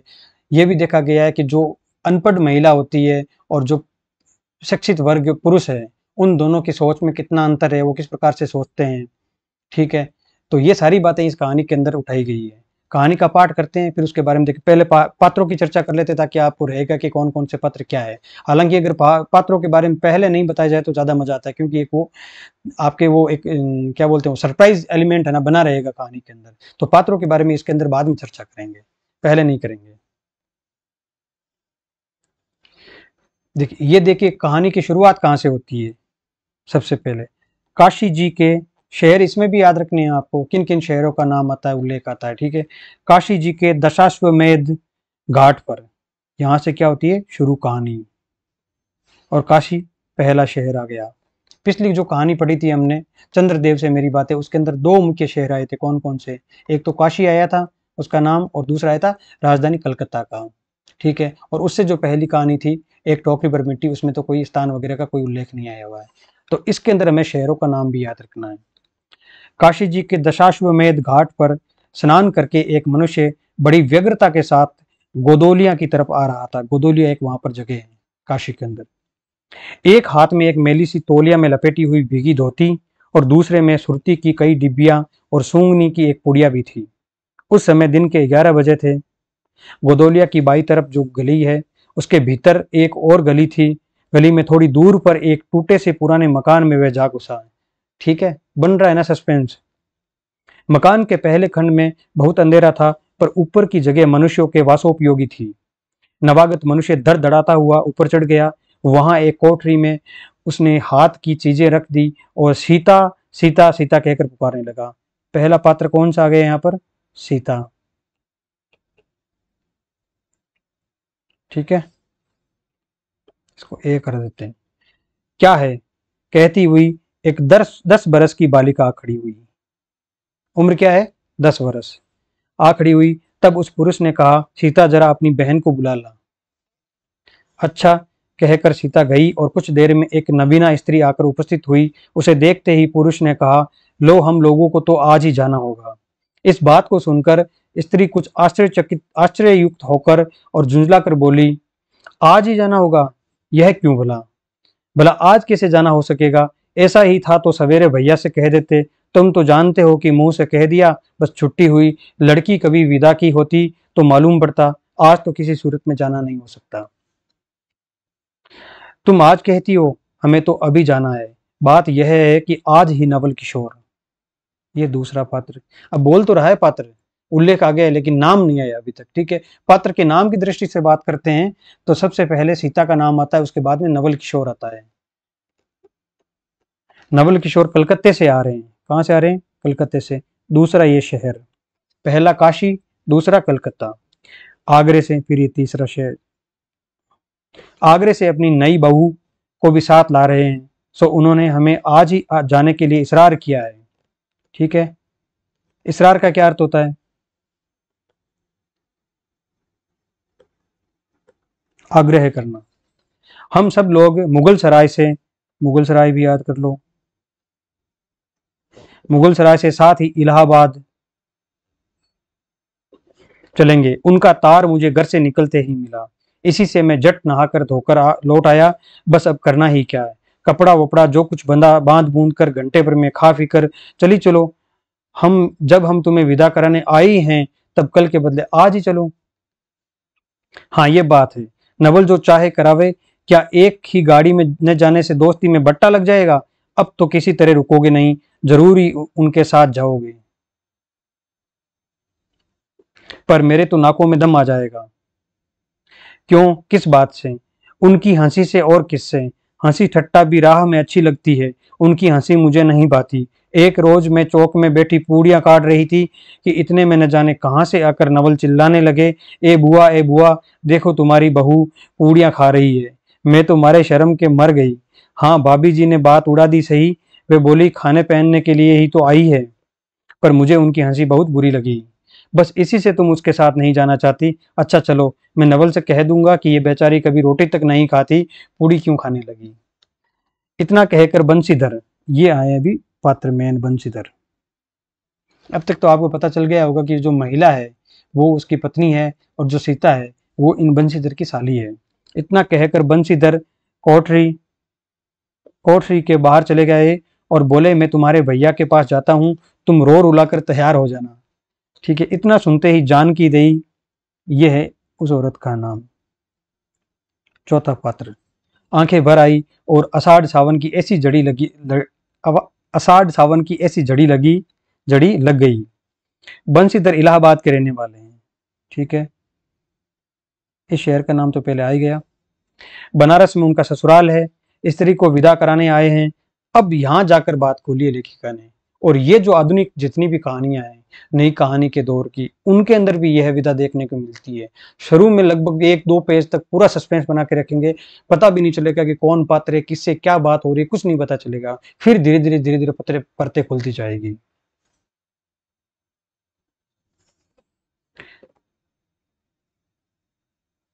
स्त्री को विदा कराने आए हैं। ससुराल में एक साले साली और सास के सिवा और कोई नहीं है। बहुत है इतने तो। नवल किशोर इनके दूर के नाते में ममेरे भाई हैं, पर दोनों में मित्रता का ख्याल अधिक है। दोनों में गहरी मित्रता है। दोनों एक जान दो कालिब। एक जान दो कालिब अर्थात कालिब का मतलब आप समझ लीजिए, एक जान दो जिस्म वाली बात होती है ना, शरीर मान लीजिए इसको आप। ठीक है, उसी दिन बंशीधर का जाना स्थिर हो गया। सीता बहन के संग जाने के लिए रोने लगी। माँ रोती धोती लड़की की विदा की सामग्री इकट्ठी करने लगी। जान की देवी भी रोती ही रोती तैयार होने लगी। कोई चीज भूलने पर धीमी आवाज से माँ को याद भी दिलाती गई। 1 बजने पर स्टेशन जाने का समय आया। अब गाड़ी या इक्का लाने कौन जाए। ससुराल वालों की अवस्था अब आगे किसी नहीं कि 2-4 नौकर चाकर हर समय बने रहे। सीता के बाप के न रहने से काम बिगड़ गया है। पैसे वाले के यहाँ नौकर चाकरों के सिवा और भी 2-4 खुशामदी घेरे रहते हैं। छूचे को कौन पूछे। छूचा अर्थ होता है रिक्त अर्थात खाली। यहाँ पर गरीबी का अर्थ में आता है। गरीब को कौन पूछता है। एक कहारी ने सो भी इस समय कहीं गई है। सालेराम की तबीयत अच्छी नहीं है। वह हर घड़ी बिछोने से बातें करते हैं। ठीक है, लक्षणा शब्द शक्ति आ गई यहाँ पर। तिस पर भी आप कहने लगे, मैं ही धीरे धीरे जाकर कोई सवारी ले आता हूँ, नजदीक तो है। बंशीधर बोले, नहीं नहीं, तुम क्यों तकलीफ करोगे, मैं ही जाता हूँ। जाते जाते बंशीधर विचारने लगे कि इक्के की सवारी तो भले घर की स्त्रियों के बैठने लायक नहीं होती, क्योंकि एक तो इतने ऊंचे पर चढ़ना पड़ता है, दूसरे पराये पुरुष अर्थात जो इक्कावान होता है के संग एक साथ बैठना पड़ता है। मैं एक पाल की गाड़ी ही कर लूं, उसमें सब तरह का आराम रहता है। पर जब गाड़ी वाले ने 1.5 रुपया किराया मांगा, तब बंशीधर ने कहा, चलो इक्का ही सही, पहुंचने से काम है। कुछ नवल किशोर तो यहाँ से साथ है नहीं, इलाहाबाद में देखा जाएगा। देखो, ये वहां की स्थिति बता रहे हैं कि क्या क्या चीजें उस समय के अंदर ऐसे शर्मिंदगी वाली या फिर लज्जाजनक मानी जाती थी। इक्के वाले के साथ में महिलाओं को चढ़ाना भी शर्मिंदगीजनक माना जाता था उस समय। देखिए आप, ठीक है। बंशीधर इक्का ले आए और जो कुछ असबाब था, असबाब का अर्थ हो गया सामान, ठीक है, इक्के पर रखकर आप भी बैठ गए। जान की देवी बड़ी विकलता से रोती हुई इक्के पर जा बैठी। पर इस अस्थिर संसार में स्थिरता कहाँ, यहाँ कुछ भी स्थिर नहीं। इक्का जैसे जैसे आगे बढ़ता गया, वैसे जानकी की रुलाई भी कम होती गई। सिकरोल के स्टेशन के पास पहुंचते पहुंचते जानकी अपनी आंखें अच्छी तरह पहुंच चुकी थी। ठीक है, तो ये जो भाव बदलाव होता है महिलाओं के अंदर, उसके बारे में बात की जा रही है। ठीक है, एक हास्य व्यंग्य के रूप, व्यंग्य तो नहीं कह सकते, हास्य रसी मान लीजिए इसको। ठीक है, दोनों चुपचाप चले जा रहे थे कि अचानक बंशीधर की नजर अपनी धोती पर पड़ी और अरे एक बात तो हम भूल ही गए, कहकर पछता से उठे। इक्के वाले के कान बचाकर जानकी जी ने पूछा, क्या हुआ, क्या कोई जरूरी चीज भूल आए। ये देखो, जो आपको दिख रहा है ना, भूल आए, ये शब्द आता है। आजकल जो केंद्रीय हिंदी निदेशालय है, उसने ये जो ये शब्द होता है आए गए, है ना, उन सब में से हटा दिया और ये सही है। वर्तनी की दृष्टि से अब आए सही है, गए सही है। ठीक है, नहीं, एक देसी धोती पहनकर आना था, वो ये बात चल रही है कि कुछ सामान भूला है क्या, वो कर रही, फिर आगे बढ़ते हैं। नहीं, एक देसी धोती पहनकर आना था, सो भूलकर विलायती ही पहन आए। नवल कट्टर स्वदेशी हुए ना। कट्टर स्वदेशी कौन है यहाँ पर, नवल, वे बंगालियों से भी बढ़ गए हैं। देखेंगे तो 2-4 सुनाए बिना न रहेंगे। और बात भी ठीक है, नाहक विलायती चीजें मोल लेकर क्यों रुपये की बर्बादी की जाए। देसी लेने से भी दाम लगेगा सही, पर रहेगा तो देश में ही। जान की जरा भौहें टेढ़ी करके बोली, धोती तो धोती, पहनने से क्या काम, ये क्या क्या ये बुरी है। यहाँ पर अंतर आ रहा है। जैसे मान लीजिए ये अनपढ़ महिला है, लगभग ऐसा लगता है पूरी कहानी को देखकर अब तक की, और जो बंशीधर है और बंशीधर का मित्र है नवल, ये कुछ ना कुछ राजनीतिक चेतना उनके अंदर आ गई है, क्योंकि उन्होंने कुछ पढ़ाई कर ली है। ठीक है, आगे बढ़ते हैं। इतने में स्टेशन के कुलियों ने आ घेरा। बंशीधर एक कुली करके चले। इतने में इक्के वाले ने कहा, इधर से टिकट लेते जाइए, पुल के उस पार तो 1.5 दर्जे का टिकट मिलता है। बंशीधर फिरकर बोले, अगर मैं 1.5 दर्जे का ही टिकट लूं तो। 1.5 दर्जा मतलब जो सामान्य दर्जा है उससे थोड़ा बढ़कर दर्जा है। इक्के वाला चुप हो रहा। इक्के की सवारी देखकर इसने ऐसा कहा। यह कहते हुए बंशीधर आगे बढ़ गए। यथा समय रेल पर भी बैठकर बंशीधर राजघाट पार करके मुगल सराय पहुंचे। वहां पुल लांग कर दूसरे प्लेटफॉर्म पर जा बैठे। आप नवल से मिलने की खुशी में, नवल कहाँ मिलने वाले थे, मुगल सराय में मिलने वाले थे, खुशी में प्लेटफॉर्म के इस छोर से उस छोर तक टहलते रहे। देखते देखते गाड़ी का धुआं दिखलाई पड़ा। मुसाफिर अपनी अपनी गठरी संभालने लगे। रेल देवी भी अपनी चाल धीमी करती हुई गंभीरता से आ खड़ी हुई। बंशीधर एक बार चलती गाड़ी ही में शुरू से आखिर तक देख गए, पर नवल का कहीं पता नहीं। बंशीधर फिर सब गाड़ियों को टहरा गए, फिर भीतर घुस घुस कर एक एक डिब्बे को देखा, किंतु नवल न मिले। अंत को आप खिजला उठे और सोचने लगे कि मुझे तो वैसी चिट्ठी लिखी और आप नहीं आया, मुझे अच्छा उल्लू बनाया। अच्छा जाएंगे कहाँ, भेंट होने पर समझ लूंगा। सबसे अधिक सोच तो इस बात का था कि जानकी सुनेगी तो ताना मारेगी, ताने पे ताना मारेगी, पर अब सोचने का समय नहीं। रेल की बात ठहरी, बंशीधर जट गए और जानकी को लाकर जनानी गाड़ी में बिठाया। जनानी गाड़ी में वह पूछने लगी, नवल की बहू कहाँ है? वह नहीं आए, कोई अटकाव हो गया, कहकर आप बगल वाले कमरे में जा बैठे। टिकट तो डोडे का था, पर डोडे दर्जे का कमरा कलकत्ते से आने वाले मुसाफिरों से भरा था। कलकत्ते से आने वाले मुसाफिरों से भरा था, इसलिए तीसरे दर्जे में बैठना पड़ा। जिस गाड़ी में बंशीधर बैठे थे उसके सब कमरों में मिलाकर कुल 10-12 ही स्त्री पुरुष थे। समय पर गाड़ी छूटी। नवल की बातें और न जाने क्या अगड़ बगड़ सोचते गाड़ी कई स्टेशन पार करके मिर्जापुर पहुंची।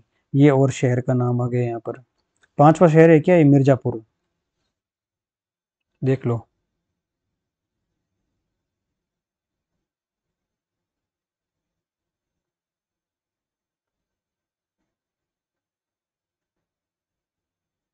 छठा,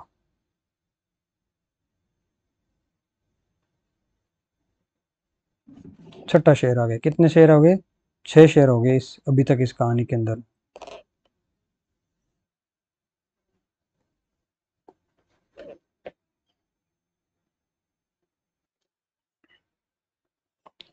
मिर्जापुर में पेटराम की शिकायत शुरू हुई। उसने सुझाया कि इलाहाबाद पहुंचने में अभी देरी है। चलने के झंझट में अच्छी तरह उसकी पूजा किए बिना ही बंशीधर ने बनारस छोड़ा था। इसलिए आप झट प्लेटफॉर्म पर उतरे और पानी के बम्बे से हाथ मुंह धोकर एक खोंचे वाले से थोड़ी सी ताजी पूड़ियां और मिठाई लेकर निराले में बैठ आपने उन्हें ठिकाने पहुंचाया। पीछे से जानकी की सुध आई। सोचा कि पहले पूछ लें तब कुछ मोल लेंगे, क्योंकि स्त्रियां नटखट होती है, वे रेल पर खाना पसंद नहीं करती। पूछने पर वही बात हुई। तब बंशीधर लौटकर अपने कमरे में आ बैठे। यदि वे चाहते तो इस समय ड्योढ़े में बैठ जाते, क्योंकि भीड़ कम हो गई थी, पर उन्होंने कहा थोड़ी देर के लिए कौन बखेड़ा करे। बंशीधर अपने अपने कमरे में बैठे तो दो एक मुसाफिर अधिक दिख पड़े होना चाहिए यहाँ पर, दिख पड़े। आगे वालों में से एक उतर भी गया था। जो लोग थे सब तीसरे दर्जे के योग्य जान पड़ते थे। अधिक सभ्य कोई थे तो बंशीधर ही थे। उनके कमरे के पास वाले कमरे में एक भले घर की स्त्री बैठी थी। वह बेचारी सिर से पैर तक ओढ़े, सिर झुकाए, एक हाथ लंबा घूंघट काटे, कपड़े की गठरी सी बनी बैठी थी। बंशीधर ने सोचा इनके संग वाले भद्र पुरुष के आने पर उनके साथ बातचीत करके समय बितावेंगे। एक दो करके तीसरी घंटी बजी। तब वह स्त्री कुछ अचकचा कर थोड़ा सा मुंह खोल जंगले के बाहर देखने लगी। जो ही गाड़ी छूटी वह मानो कांप सी उठी। रेल का देना लेना हो ही गया था। पहले लेते थे ना टोकन एक दूसरे से, अब उसको किसी की क्या परवाह। वह अपनी स्वाभाविक गति से चलने लगी। प्लेटफॉर्म पर भीड़ भी न थी। केवल 2-4 आदमी रेल की अंतिम विदाई तक खड़े थे। जब तक स्टेशन दिखलाई दिया तब तक वह बेचारी बाहर ही देखती रही। फिर अस्पष्ट स्वर में रोने लगी। उस कमरे में 3-4 प्रौढ़ा ग्रामीण स्त्रियां भी थी। एक जो उसके पास ही थी कहने लगी, अरे इनकर मनई तो नाही आइलेन, हो देखो रोवल कर करथईन। भोजपुरी सी भाषा है बनारस के आसपास उस क्षेत्र की। अरे इनकर अर्थात इनका, मनई अर्थात इनका पुरुष है। मनई का अर्थ तो मनुष्य होता है, पुरुष है यहाँ पर, नहीं आइलेन आए नहीं है। वो देखो रोवल करते ही रो रही है ये, ठीक है, ऐसा कुछ भाव है यहाँ पर। दूसरी, अरे दूसर गाड़ी में बैठा हुई है। पहली, दुर्बोहरी ये जनानी गाड़ी थेड़े हैं, अर्थात इसमें भी बैठ सकता था, जनानी गाड़ी थोड़ी इसमें आके बैठ जाता। दूसरी, तव हो भलू तो कहू, कहकर दूसरी भद्र महिला से पूछने लगी, कौन गांव उतरबू बेटा, मिर्जेपुर चढ़ी हऊ न। इसके जवाब में उसने जो कहा सो वे सुन न सकी। तब पहली बोली, हट हम पुंछिला। हम कहा कहाँ उतरबू हो, आई इलाहाबाद। दूसरी, इलाहाबाद कौन गांव हो वो, या पहली।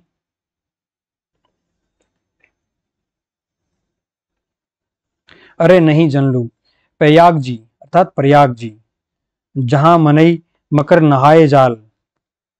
दूसरी, भला प्रयाग जी काहे ने जानित, ले कहे के नाही, तोहरे पंच के धर्म से 4 दाई नहाए चुकी हई। ऐसो हो सोमवारी और गहन दका दका लाग रहा तउन तोहरे काशी जी नहाए गई रे। क्या है भाषा ये समझ लेना आप। पहली, आवे जाए के तो सब औते जात बटले बाटेन, फुन ये साई तो बिचारो विपत में ने पड़ल बाटी ली है हम पंचाही राजघाट टिकस कटोली मोंगल के सराये उत्तर ली होदे पुन चढ़िली है। दूसरी, ऐसे एक दाई हम आवत रहे। अब मतलब आपस में चर्चा करने लगी, जैसे औरतें या कोई भी पुरुष करने लगे जाते, एक प्रसंग छिड़ जाता है, फिर उसके प्रसंग से प्रसंग निकल कर आने लगते हैं। हम आवत रहे एक मिली और मोरे संगे रही दकोने टिसनिया पर उकर मलिकवा उतरे से कि जुरंतई गड़िया खुली। अब भैया उगरा फाड़ फाड़ नरिया आई ए साहब गड़िया खड़ी कर, ए साहब गड़िया तनी खड़ी कर, भला गड़िया दहीनाती काहे के खड़ी होई। पहली, ऊ महरूरुआ बड़ी उजबक रहेल, भला केहू के चिल्लाए से रेलियो कहूं खड़ी होला। इसकी इस बात पर कुल कमरे वाले हंस पड़े। अब जितने पुरुष स्त्रियां थी एक से एक अनोखी बातें कहकर अपने अपने तजुर्बे बयान करने लगी, बीच बीच में उस अकेली अबला की स्थिति पर दुख प्रकट करती जाती। सारा प्रसंग समझ में आ गया होगा कि एक प्रसंग बता रही है कि किसी महिला का पति छूट गया पीछे, फिर वो जोर जोर से रोने लगी कि गाड़ी रोक गाड़ी रोक, और ये स्त्रियां कह रही है कि रोकने से कोई गाड़ी रुकती है क्या, ट्रेन किसी के रोकने से रुकी है क्या। ठीक है। तीसरी स्त्री बोली, टिकसिया पल्ले वाय के नहीं, अर्थात टिकट है या नहीं पल्ले बंदी है साहेबुआ, सुनी तो कलकत्ते ताई ले मसूलिया ले, मसूलिया मतलब कोई ना कुछ अगर आ जाएगा तो वो ले लगे, शायद यही कहना चाह रही है। अरे इहो तो नाही कि दूर से आवत रह लेने फरागत के बदे उतर लेन। चौथी, हम तो इनके संगे के आदमी के देखवो ने की हो गईया। तीसरी, हम देखे रहली हो मजे एक टोपी दिहले रहले इनको। इस तरह उनकी बेसिर पैर की बातें सुनते सुनते बंसीधर ऊब उठे, हम भी ऊब गए। तब वे उन स्त्रियों से कहने लगे, तुम तो नाहक उन्हें और भी डरा रही हो, जरूर इलाहाबाद तार गया होगा दूसरी गाड़ी से, वे भी वहां पहुंच जाएंगे, मैं भी इलाहाबाद ही जा रहा हूं, मेरे संग भी स्त्रियां हैं, जो ऐसा ही है तो दूसरी गाड़ी के आने तक मैं स्टेशन ही पर ठहर लूंगा। तुम लोगों में से यदि कोई प्रयाग उतरे तो थोड़ी देर के लिए स्टेशन पर ठहर जाना, इनको अकेला छोड़ देना उचित नहीं, यदि पता मालूम हो जाएगा तो मैं इन्हें इनके ठहरने के स्थान पर भी पहुंचा दूंगा। बंसीधर की इन बातों से उन स्त्रियों की वाक धारा दूसरी ओर बह चली। हाँ, यह बात तो आप भली कही, नहीं भैया हम पंचे काई के केहू से कुछ कही, अरे एक के करत ने बाई तो दुनिया चलत कैसे बाई, इत्यादि ज्ञान गाथा होने लगी।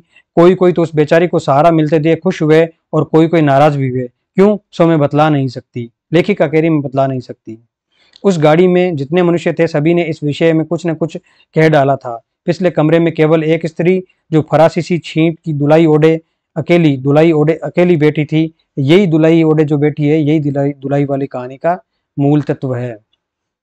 इसी के आधार पर दुलाई वाली नाम पड़ा है। कुछ नहीं बोली, कभी कभी घूंघट के भीतर से एक आंख निकालकर बंसीधर की ओर वे ताक देती और सामना हो जाने पर फिर मुंह फेर लेती। बंसीधर सोचने लगे कि यह क्या बात है, देखने में तो ये भलेगर की मालूम होती है, पर आचरण इसका सही नहीं है। गाड़ी इलाहाबाद के पास पहुंचने को हुई। बंसीधर उस स्त्री को धीरज दिलाकर आकाश पाताल सोचने लगे। यदि तार में कोई खबर न आई होगी तो दूसरी गाड़ी तक स्टेशन पर ही ठहरना पड़ेगा, और जो उससे भी कोई न आया तो क्या करूंगा। जो हो, गाड़ी नैनी से छूट गई। अब साथ की उन अशिक्षिता स्त्रियों ने फिर मुंह खोला, के भैया जो केहू बिना टिकट के आवत हो तो ओकर का सजाए हो, अर्थात कोई बिना टिकट के आता तो उसको क्या सजा होती है। अरे ओका ई नहीं चाहत रहा कि मेहरारू के तो बैठा दिलेन और अपुआ तउन टिकस ले के चल दिलेन। किसी किसी आदमी ने तो यहाँ तक दौड़ मारी कि रात को बंसीधर इसके जेवर छीनकर रफू चक्कर हो जाएंगे। और उस गाड़ी में एक लाठी वाला भी था, उसने खुल्लम खुल्ला कहा, ये एक पात्र आ गए यहाँ पर। ठीक है, कहा बाबूजी कुछ हमरो साजा, हमारा भी हिस्सा दे दो कुछ। इसकी बात पर बंसीधर क्रोध से लाल हो गए। उन्होंने इसे खूब धमकाया। उस समय तो वह चुप हो गया, पर यदि इलाहाबाद उतरता तो बंसीधर से बदला लिए बिना नहीं रहता। बंसीधर इलाहाबाद में उतरे, एक बुढ़िया को भी वहां उतरना था। उससे उन्होंने कहा उनको भी अपने संग उतार लो। फिर उस बुढ़िया को उस स्त्री के पास बिठाकर आप जानकी को उतारने गए। जानकी से सब हाल कहने पर वे बोली, अरे जाने भी दो, किस बखेड़े में पड़े हो। पर बंसीधर ने माना। जानकी को और उस भद्र महिला को एक ठिकाने बिठाकर आप स्टेशन मास्टर के पास गए। बंसीधर के जाते ही वह बुढ़िया जिसे उन्होंने रखवाली के लिए रख छोड़ा था, किसी बहाने से भाग गई। अब तो बंसीधर बड़े असमंजस में पड़े, टिकट के लिए बखेड़ा होगा, क्योंकि वह स्त्री बेटिकट है, लौट कर आए तो किसी को न पाया। अरे ये सब कहाँ गई, यह कहकर चारों तरफ देखने लगे, कहीं पता नहीं। इस पर बंसीधर घबराए, आज कैसी बुरी साइट में घर से निकले कि एक के बाद दूसरी आफत में फंसते चले आ रहे हैं। इतने में अपने सामने उस दुलाई वाली को आते देखा। तू ही उन स्त्रियों को कहीं ले गई है। इतना कहना था कि दुलाई से मुंह खोलकर नवल किशोर खिलखिला उठे। ठीक है, दुलाई वाली कौन है? नवल किशोर। ये प्रश्न भी आ सकता है, दुलाई वाली इस कहानी के अंदर दुलाई वाली कौन है? नवल किशोर। दुलाई किसने पहन रखी थी? नवल किशोर ने। अरे यह क्या, सब तुम्हारी ही करतूत है। अब मैं समझ गया, कैसा गजब तुमने किया है। ऐसी हंसी मुझे नहीं अच्छी लगती। मालूम होता है कि वह तुम्हारी ही बहू थी। अच्छा तो वह गई कहाँ? पहले इसकी पत्नी कह रही थी उसकी हंसी मुझे अच्छी नहीं लगती, अब यही कह रहा है कि मुझे अच्छी नहीं लगती तुम्हारी इस प्रकार की।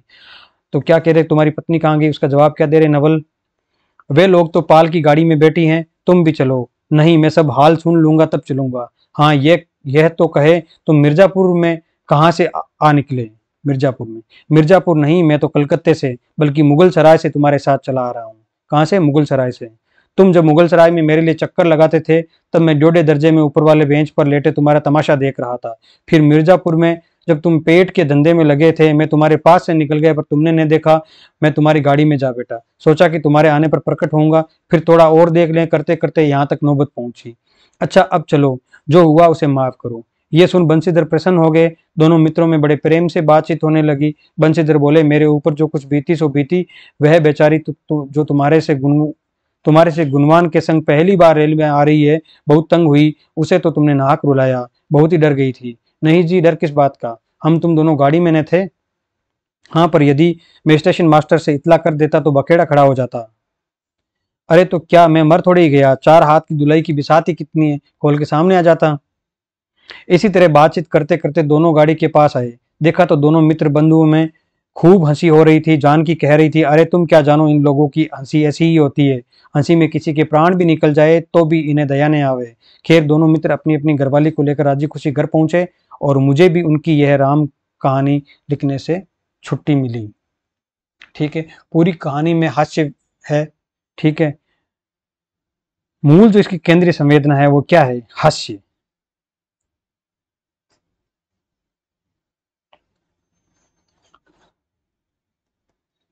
हास्य है, किंतु हास्य के साथ साथ में ये भी दिखाया गया है कि अगर किसी कोई व्यक्ति पढ़ा लिखा है, ठीक है, साक्षर है, शिक्षित है, तो ऐसी स्थिति में उसकी जो धारणाएं हैं, उसके सोचने का तरीका है, वो कुछ भिन्न प्रकार का होगा। और जो अनपढ़ है वो सरल मन का होगा। जैसे यहाँ पर जितनी भी महिलाएं पात्र आए हैं, सब के सब सरल मन के हैं, क्योंकि संभवतः वो अशिक्षित हैं। लेकिन जो पुरुष पात्र हैं, नवल है या फिर बंशीधर हैं, ये सब शिक्षित होने के कारण इनमें राजनीतिक चेतना भी मिलती है। ठीक है, बस इतना सा इस कहानी का सार है। क्योंकि इस कहानी के अंदर मौलिकता है, मार्मिकता है, ठीक है, और एक केंद्रीय भाव है, कथात्मकता है, कथनात्मकता भी है इसके अंदर। तो इस वजह से इस कहानी को आचार्य रामचंद्र शुक्ल ने, जो से हिंदी की प्रारंभिक 3 कहानियां हैं, मौलिक कहानियां, उसके अंदर इसको दर्जा दिया है। ठीक है, इस वजह से कई जो समीक्षक है वो इस कहानी को हिंदी की पहली कहानी भी मानते हैं, प्रथम कहानी भी मानते हैं। बाकी सारी जितनी भी बातें हैं, जैसे सरस्वती में प्रकाशित हुई, ये सारी बातें तो हमने पिछली कहानी में पढ़ी ली। आज ये कहानी पूरी हो गई। 1.25 घंटे की कक्षा हुई, शायद 1 घंटे 8 मिनट की हुई है। ठीक है, पढ़ लेना बढ़िया तरीके से। फिर कोशिश करेंगे कल 2 या 3 कहानियां और पढ़ लें। आगे की कहानियां जितनी भी है, थोड़ी थोड़ी बड़ी बड़ी कहानियां हैं, तो हो सकता है हम 2 कहानियां बहुत मुश्किल से पढ़ पाएंगे एक दिन के अंदर। तो मुझे लगता है इस वीक से भी आगे चली जाएगी ये क्लास 2 कहानियों की। ठीक है, देखेंगे 7-7 दिन में जितना हो सके उतना पढ़ेंगे। जो छोटे छोटे छोटे टॉपिक है उनको पहले करेंगे, ताकि अगर 8-10 सवाल इस यूनिट से आए तो वो तो पूरे हों अपने। बात यही है कि जो भी रिवीजन करेंगे, जो भी पढ़ेंगे ना, वो इतना ज्यादा कंप्लीट करके बढ़िया तरीके से रिवीजन करके पढ़ेंगे, उसमें से सवाल गलत नहीं हो। ठीक है, हमें कुछ यूनिट ऐसी चूज करनी पड़ेगी कि इनमें से तो अपना सवाल एक भी गलत नहीं होना चाहिए, बाकी से हो जाए तो कोई बात नहीं। 5 यूनिट तो आपकी ऐसी होनी चाहिए कि 5 यूनिट में से कुछ भी पूछ लो, कुछ भी गलत नहीं होगा। किसी भी प्रकार का प्रश्न पूछ लो यूजीसी नेट के अंदर, गलत नहीं होना चाहिए 5 यूनिट के अंदर। तभी आप निकट पहुंचोगे क्वालिफाई होने के और जेआरएफ क्वालिफाई होने के। ठीक है, धन्यवाद। प्लूटो हिंदी के साथ बने रहिए। लाइक और शेयर भी कर दीजिए अगर चैनल अच्छा लग रहा है और यहाँ पर जो जानकारी दी जा रही है वो ठीक लग रही है तो।